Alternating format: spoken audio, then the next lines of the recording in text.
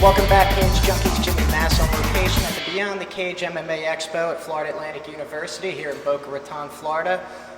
We have here a legend of epic proportions in the MMA community, three-time heavyweight UFC champion, two-time light heavyweight UFC champion, three-time Olympic alternate, Captain America himself, Randy The Natural Couture. Randy, thanks a lot for being here. We really appreciate you taking some time for us. So what's actually brought you here today to the expo here? What are we going to be expecting? I came down to the expo to do an autograph signing and to teach a small seminar, a grappling and fighting seminar. Oh, so it's actually going to be a seminar on fighting that you're going to be doing? Yeah, on the men's. Oh, excellent, excellent. We really look forward to that. So what's your actual take on the state of MMA today compared to where it was when you were first getting started? Is this actually where you expected it to be by now, or is it gone further? Well, I don't think anybody had those expectations. I mean, we were all concerned early on that the sport was going to die. There was a huge political movement to kill the sport, ban it from cable, banning it in several states, and we were running towards regulation and running towards mainstream acceptance as a bona fide sport. And I think most people thought we were criminals, that we were somehow dangerous and that we were crazy. And so I think we were up against it for quite a long time. And even after Zuffa bought the company, I don't think it went as smoothly and easily as they thought it would go either. Really the thing that changed the landscape for all of us was the first season of The Ultimate Fighter. I think the reality genre of television was a perfect vehicle to show people what this sport is all about, what the fighters are like, what their personalities are like, and giving people a bird's eye view behind the scenes of the technique, the tactics, the dedication, all the things that makes us special as athletes. Bringing up The Ultimate Fighter, since the Fox the Fox deal and moving to FX, and there's been quite a decline in the ratings for the show. What's your actual take on that? What do you think would have to happen for the ratings to go back up to where they want? Well, I think there's some business decisions that are being made there. How many title fights are we really seeing on those Fox shows and on the Fuel TV and FX TV shows? I think people will want to see those champions. They want to see those top dogs scrap for the belt, and those fights predominantly are saved for the pay-per-views to drive the pay-per-view numbers. And so there's a fine line there between getting it right and getting the interest and building the fighters and the fights that are going to happen free on TV versus the fights that you're trying to get people to pay for pay-per-view and watch. So I think getting that balance has been the trick.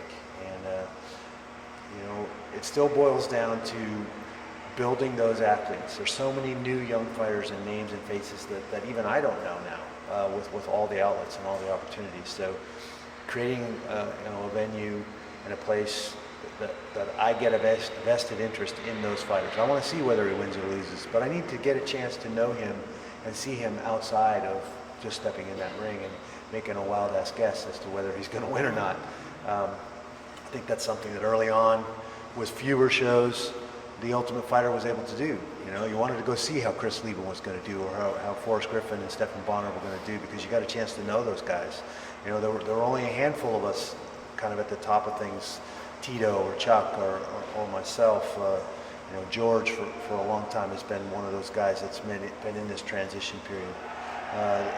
There were only a handful of us that you got a chance to know. You saw us compete over and over again, and that vested interest was kind of created through that.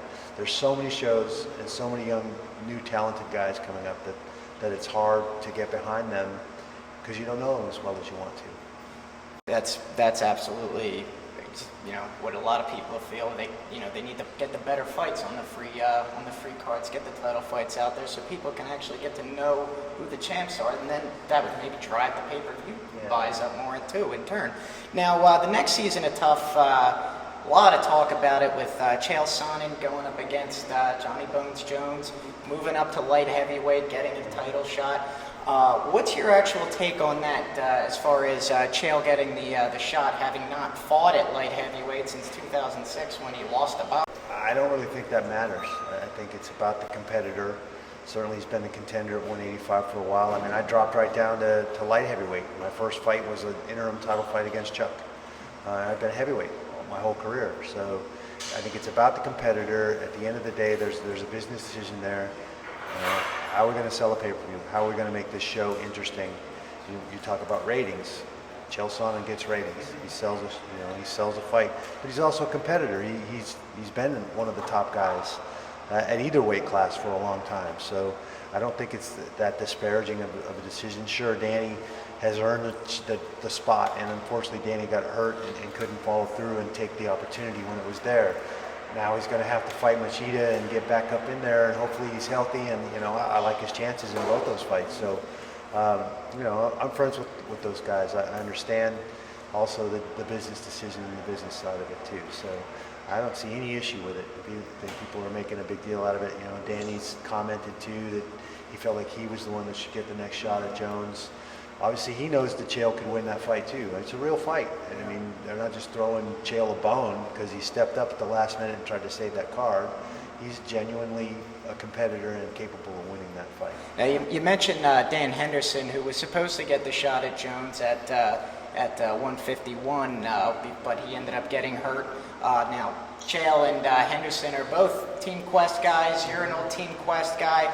Now, if Sonnen was to win the light heavyweight championship, and let's say Henderson gets past Machida, which I think is a definite possibility. Anytime you put Henderson in a cage with somebody, he's always got the chance to knock that person out cold.